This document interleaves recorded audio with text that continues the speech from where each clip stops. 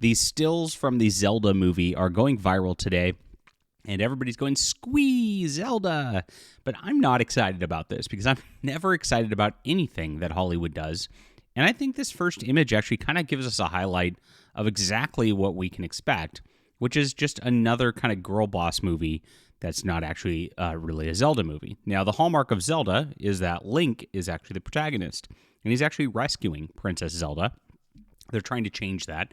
And, of course, in recent years, they've tried to kind of push that aside because you're not allowed to have the princess that gets rescued anymore. And that's really a sad thing about modern fiction that, of course, doesn't exist in modern fiction anymore because princesses don't get rescued. They don't need no man. They're stronger. They're better fighters than man, actually. And that's what I actually expect to come out of this, is that we're going to have Zelda leading Link around in some adventure where she's just amazing, and he's going to fumble over himself a little bit.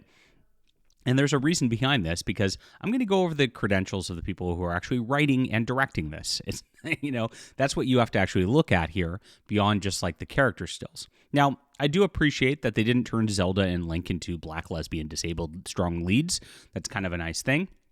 But again, just the track record of Hollywood, I don't expect anything. And I think that so many people at this point have just gone and just like settled for, okay, fine. I guess the strong female lead's fine, because like they're just like, okay, well, if it's not, at least it's not a black disabled lesbian.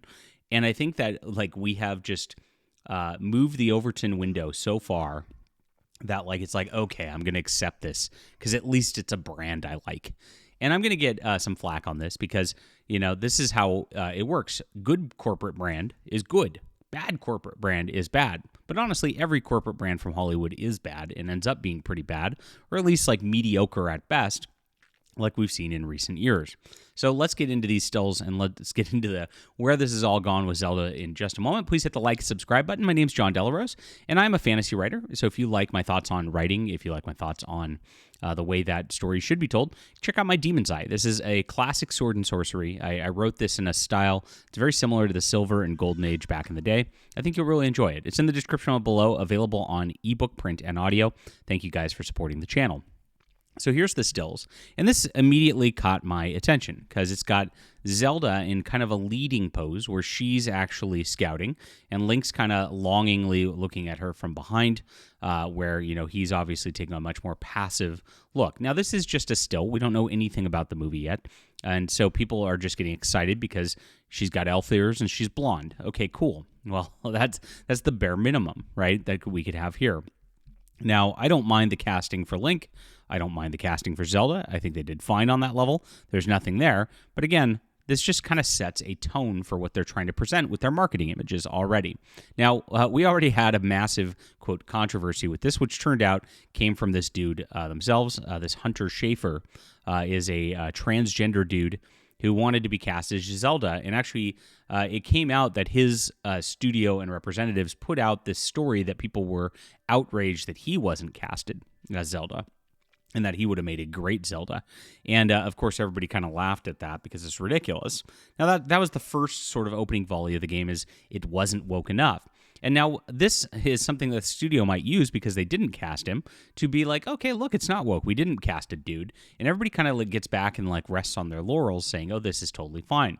But let's look at, again, the writing credentials. This is there's two writers currently on the film, Derek Connolly and T.S. Nolan.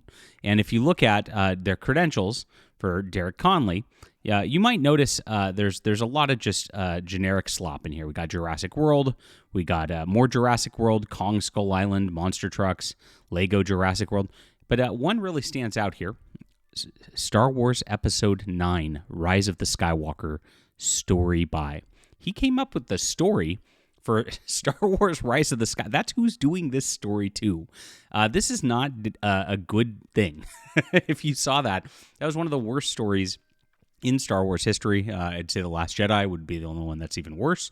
And it was just a slop fest of a female lead, while, of course, a person chases her around the galaxy trying to be, keep up with her because she's so great. And that's exactly what I'm worried about with this film. When you hire a Star Wars Episode 9 Disney Star Wars writer to write this, you've got some problems. Now, the other writer on this is also known for Pacific Rim Uprising, the sequel that really just botched with Pacific Rim, also starring John Boyega from Star Wars. So you can see this is a little bit of a clout network where all these people kind of got together and were a part of these things together.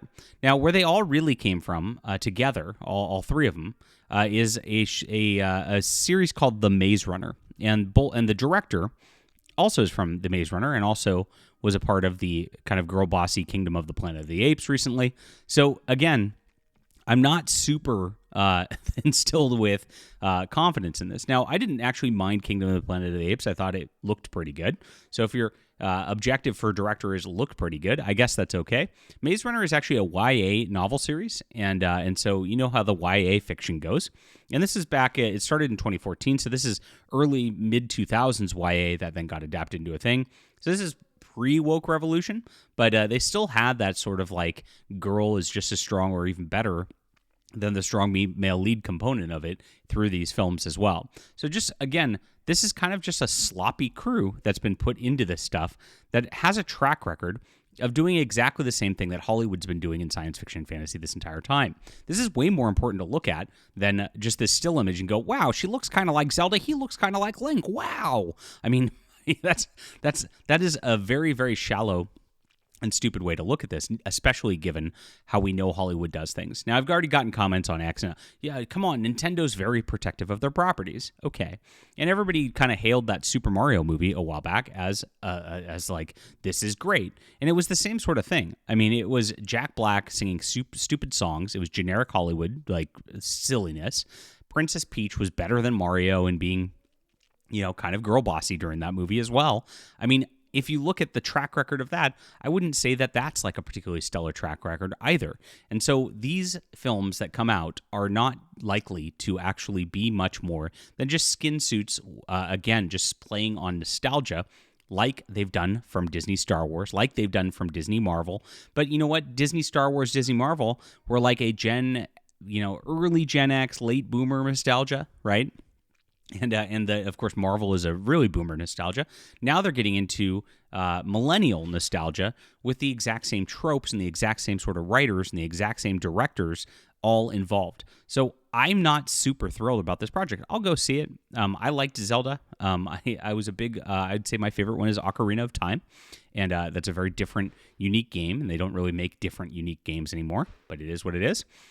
But I don't think that this is going to be much more than just a skin suit. I don't think that this is going to be much more than just some generic Hollywood nonsense that's thrown onto a film, because I've seen way too much of it. And none of these people have ever indicated they changed or are bringing in any sort of different writers or directors. As I said, this is, oh, wow, let's bring in the guy who did Star Wars Rise of the Skywalker. I mean, what a if this excites you and that guy's on a project, that should scare the hell out of you for what they're going to do to Zelda, if anything. Now, like I said, I'll get some flack for this because this is just good brand and people just want to get excited for good brand, and that's just where we're at with our society these days. But that's fine, because I just tell it like it is. I show the facts. You can make your own decision. You're welcome to, and I don't mind. Leave a comment down below with what you think about this. Does this instill you with confidence in the show? Hit the like and subscribe button. We'll be back soon.